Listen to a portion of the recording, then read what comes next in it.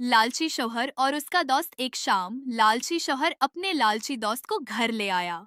आज रात तुम मेरे साथ ही यहीं रहोगे, शौहर ने कहा। दोस्त फौरन मान गया क्योंकि उसका भी मतलब निकल रहा था।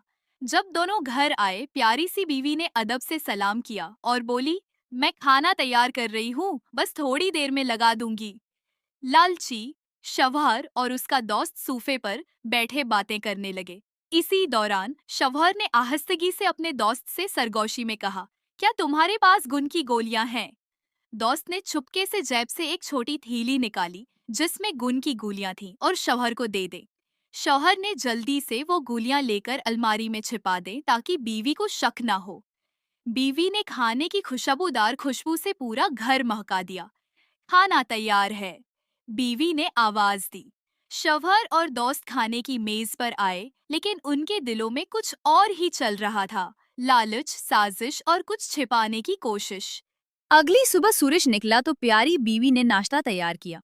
शौहर और उसका लालची दोस्त एक बार फिर सोफे पर बैठे थे। बीवी ने अदब से कहा, नाश्ता लग गया है, आ जाएं। लालची दोस्त ने जल्दी जल्दी नाश्ता किया और फिर खड़ा होकर बोला, अब मैं चलता हूँ, मुझे कुछ जरूरी काम है।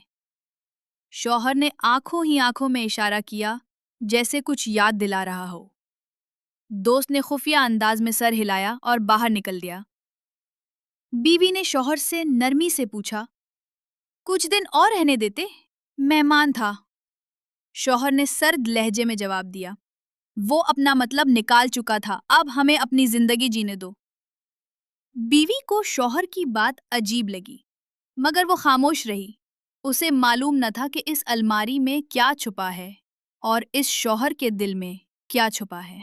4 दिन गुजर चुके थे।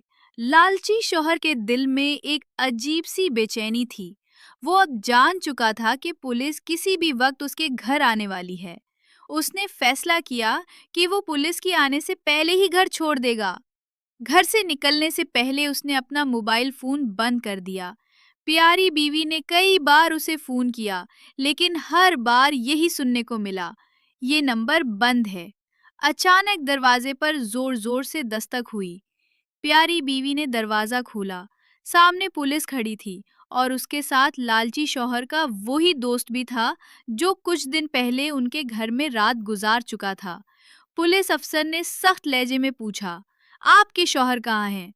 बीवी ने घबरा कर कहा, मुझे नहीं मालूम, उनका फोन भी बंद है। पुलिस ने तलाशी शुरू की। जब वो घर के बाहर लगी पुरानी अलमारी तक पहुंचे तो अलमारी खोली गई। एक कोने में छोटी सी प्लास्टिक की थैली पड़ी थी जिसमें गन की गोलियां मौजूद थीं। पुलिस ने सबूत कब्जे में लिए और लालची दोस्त को हिरासत में ले लिया। प्यारी बीवी का दिल डूब रहा था। उसे कुछ भी पता नहीं था, लेकिन हालात ने उसे गवाह बना दिया था।